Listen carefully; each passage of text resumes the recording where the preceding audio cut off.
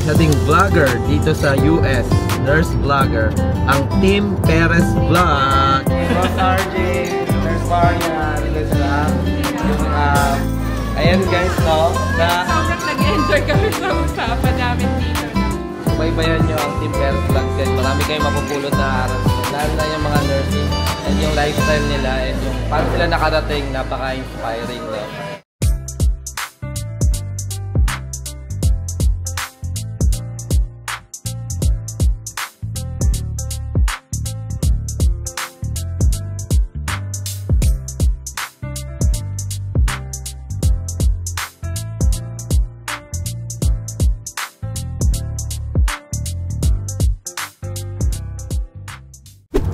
And ayan guys, what's up?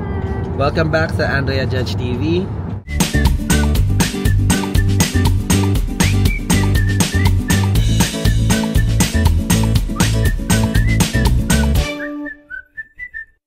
Ayan guys, no, nasa bakasyon pa rin tayo. Actually, pauwi na kami since nung last vlog namin. So, additional vlog lang guys kasi we're very excited dahil isa sa mga subscriber namin o isa ding vlogger dito sa US, nurse vlogger, ang Tim Perez Vlogs. Let's go! Ayan, imimit natin sila sa Maryland. So, taga Maryland sila. And I think specifically binigyan nila sa amin yung place. It's a White Marsh, I think yung city. Pero along the way naman namin, no, pa Chicago. So, magmi-meet up lang tayo saglit sa kanila. Pupuntahan natin yung Starbucks malapit doon, no? So, kape-kape lang muna tayo. And yeah, ikakwentuhan natin ang Tim Perez mamaya. Yes. Anong reaction mo? Yeah, masaya ako kasi si Tim Perez and si Nurse Marian parati talaga silang nakasubaybay sa channel namin, no? Simula pa nung nag-uumpisa pa lang kami. So, excited kami ma-meet ang Tim Perez. So, mamaya, tignan natin kung basta gusto ko rin ma-interview si Nurse Marian, no? Alamin natin yung nursing journey ni Nurse Marian papunta dito sa US. So, ayan, abangan niyo yan, guys. Ayan, so, ayun nga. Maganda yung story ni Nurse Marian, no? Actually, nakaka-chat na namin siya and napapanood namin yung mga vlog niya. Actually, lagi namin pinapanood yung mga vlog niya. Kaya guys, ayan, follow nyo siya. Ito yung YouTube channel niya. Ayan. Isa yan sa mga nurses vlogger or nurse vlogger dito sa US na nagbibigay information din about life dito sa US. And syempre, nursing tips din ng mga experience namin dito sa America. So, ayan, all thing I know is galing silang Middle East, 'di ba? And nag-work siya currently as an ICU nurse. Yan. So, mga taga-ICU nurse diyan, ayan, tingnan natin kung anong journey ni Nurse Marian. And syempre, kasama niya yung family niya, si Boss RJ. Yan, kilala natin kasi lagi natin napapanood. Saka yung anak niya si Ralph. Yon. So, ayan, excited kami makita kayo guys and update na lang later. And ayun nga guys, no, dahil nung pag-uwi namin na New York, actually nagstay pa kami sa Philadelphia, malapit sa Philadelphia. Actually New Jersey siya, border ng Philadelphia, Pennsylvania and then New Jersey. So nagpunta kami sa bahay nung pinsan ko, si Ate Beth, si Ate Fem, si Auntie Melly, Kuya Rod, Denisha, Ken. Ayan, thank you so much guys sa pag-accommodate sa amin kasi natulog kami ng isang gabi doon. Napakasayang dinner at kwentuhan. Yun, masaya lang na makipagkwentuhan yung mga nakaraan, di ba? And ayun, sobra kaming in-accommodate, pinagluto kami ng dinner. Shout out Ate Fem, Ate Beth and Kuya Rod. And syempre yung masarap na breakfast din kanina, no? So ayun, na-enjoy namin and talagang nabusog ka ba? Oo, sobra. Thank you po Ate Fem, Ate Beth and Kuya Rod and Auntie si Kendall. Thank you so much. Saka yung dessert ni Denisha, ang sarap, yes, guys. Denisha, thank you so much. Shout out sa'yo kasi love na love ko yung banana cake mo. Meron pa kaming babaon talaga and yung carrot cake. So, tuloy mo na yung business mo, no? Yeah, masarap talaga. yung mga dessert ni Denisha. Update na lang siguro namin kayo later pagdating dun sa Maryland. Let's go!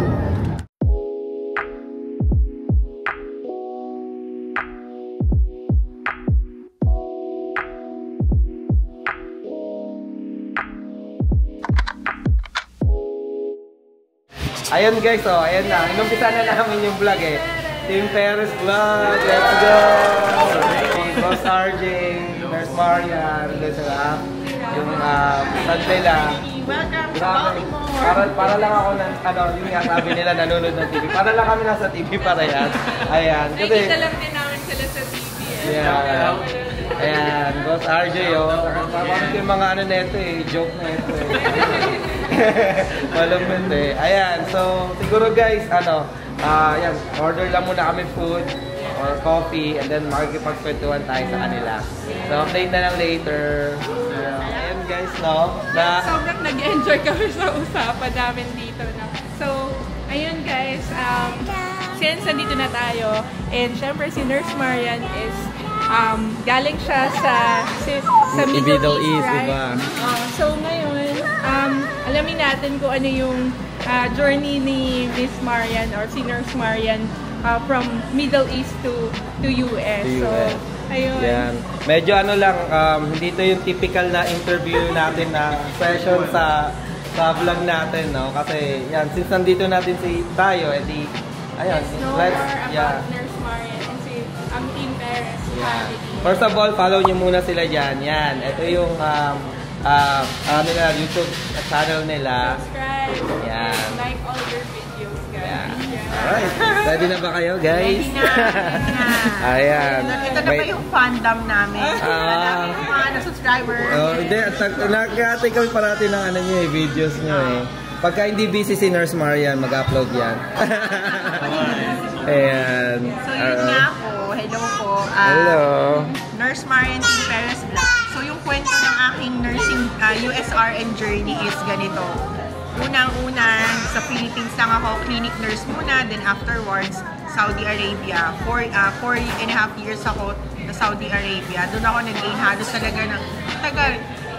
Doon ako nagsalamalaykum, mga ganyan. Doon ako natuto talagang maging from baby nurse hanggang maging charge nurse din ako doon. Oh, wow. Then from noon, nagkaroon ako ng parang na-homesick na ako, parang hindi ko na kayang mabuhay ng wala ang aking asawa. Let's go. Let's go. Yun nga, umuwi muna ako ng Philippines. From Philippines, 2 years din ako doon. Doon ako nag-start mag-ICU experience na. Yeah. And then, after noon, sabi ko parang hindi tayo yaman sa Philippines. Totoo. Ang ginawa ko, totoo yan. Ang ginawa ko, may sister ako na sa Dubai. Ano siya doon, Radtech siya. Shout out sa ate ko. Tapos, sumunod ako sa kanya 2018. Then, hirap paghanap ng trabaho sa Dubai kasi marami kang ka-competition. So, ang ginawa ko, parang prayers and mga backer. Yeah. Actually, hindi mawawala yun eh. Kailangan mo you have connection talaga eh. Like, socialize. Yes. Yeah. So, bago ako mag-Dubai, kailangan talagang may license ka muna. Nag-exam ako ng Prometrics. Tapos, dala-dala ko na yung license ko. Palipad ko ng Dubai, meron na akong parang certificate na I am a registered nurse sa Dubai. So, yun. Pagdating ko ng Dubai, nag-apply ako doon. Tapos, na-hire ako sa 2 hospital halos. 1 year ako sa Neurospinal Hospital. Tapos, next, lumipat ako after a year. Lumipat ako sa mas bigger hospital, which is yung popular na hospital sa Dubai.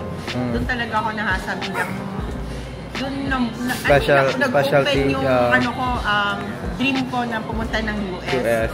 So, during that time, doon ako nag-NCLEX. Dumaan yung pandemic 2020. Yun. Tapos 2021, nakapasa ako ng NCLEX. Then, yun na, sunod-sunod na. At August 2023, Lipad na kami pa Amerika. Yeah. Siyempre, si Boss RJ, yan, nakasama. Siyempre, iniwan ko lahat. Yan. Si Alden. Alden ng Si Joy. Si pala. Nandito na pala sa Maryland. Ayan. So, ano naman yung parang quick lang, yung transition nyo from, syempre, nag-Philippines, tapos Middle East, tapos nag-US, parang nakatulong ba yung parang pag ilang years na abroad nyo, na nakapag-adjust na naman kayo sa another lugar, like especially dito sa US? Well, for me kasi iniwan ko nga lahat. Sobrang layo ng work ko ngayon sa dati kong work. So, pero nasanay na ako sa adjustment kasi. Sa Philippines, call center for more than 10 years. And then sa Dubai, naging sales rep ako at customer service. And then dito, ayun, naging sa custodial services ako ng school. Kung saan nag-study yung anak ko. So, okay lang. Sobrang laki ng adjustment talaga. Pero nasa sa'yo naman yun eh. So, parang take lang and then mag-a-adjust ka. And then nakatulong din yung yung mga tao makikilala mo. Kasi, for example, kung ako yung mindset ko is parang ayoko bumaba ng ganito. Pero makikita mo yung ibang tao na they're also happy, they're like struggling to get some job. Para may inspire ka din na, okay, kaya ko to. And then yun, so far, happy ako sa work. Which is, hindi naman masyado nakakapagod, pero wala, mga Pilipino sobrang sipag, so shoutout sa mga trabaho. Yes, totoo yan. So, lifestyle-wise, talagang, pagka may suporta kayo sa mga Filipino community din, importante din talaga yun. Yan. So, ang tanong, masaya ba kayo sa American Dream? Yes, let's go. Worth it ang lahat nung nung exam. Lalo na sa case ko, yung tanong mo kanina, sagutin ko yun parang adjustments na mula ng Middle East, Philippines, Dubai, ganyan. Ano yung na-add ba yun sa experiences ko na gagamitin ko dito sa US? Na ginagamit ko ngayon sa US, it's number 1 sa work-wise bilang nurse, USRN. Yung pakikisama talaga, na-build yung pakikisama ko, yung socialization. Saka yung pagiging natin, syempre Filipino tayo, nag-gain talaga doon yung natin, yung pagiging hospitable natin at sobrang caring. Kasi sa Dubai, makikita mo, napaka-intricate ng pag-aalaga doon eh. Dito, i-a-apply mo rin siya, which is may ma-upload ka rin, makakongratulate ka pa ng mga managers mo. Pag so, saka iba yung, kasi ako wala akong experience ng ibang bansa. So, straight Philippines, tapos US. So, hindi ko alam, di naman siguro ako, di naman ako nag-adjust or nag-adjust syempre, pero parang ano ba tawag nito? Yung excited ka na makapunta dito. Noon lahat sa'yo bago. So, yun yung parang na-feel ko nung una. So, hindi ka nahirapan. Hindi ako nahirapan. Kasi gusto mo to eh. So, ano ba tawag nito? Ayan. Siguro para hindi masyadong humaba yung vlog natin. Kasi nag-start ako kanina. Gagawa pa rin tayo ng interview vlog like yung ginagawa namin na regular. So, abangan nyo yun. So, preview pa lang to. And, ayun, abangan natin. Baka interviewin natin sila. Baka nasa Illinois na sila. Chicago. Ayan. Hindi, promise. Pasyal kayo doon. Ay, kayo doon. Sabihan nyo lang ako para magko-call off ako. Joke lang. Alright. So, sige, update na lang later, guys. See ya. Mag-comment ka na sa akin. Let's go! Ayan, Daryl. Ayan, Tim Perez Vlog. Alam ko, kasi ang ginagawa nito ni Daryl, Ernesto Pogi, night shift siya nung una. Tapos minamarathon niya lahat ng Buhay America Vlog. Ayun, so... Nakasubscribe yan siya sa akin. Nakasubscribe yan. Ayan, let's go. From Tim Perez Vlog. Ayan. Ayan guys, tapos na kami ngayon. And yun nga, subaybayan nyo ang Tim Perez Vlog guys. Marami kayong mapupulot na aral niya. Lalo na yung mga nursing and yung lifestyle nila and yung paano sila nakarating, napaka-inspiring din. So, ayan. Nice to meet you. See you guys sa Chicago. Abangan nyo. Yeah, may collab pa kami ulit. Let's go! See ya! Let's go! Bye!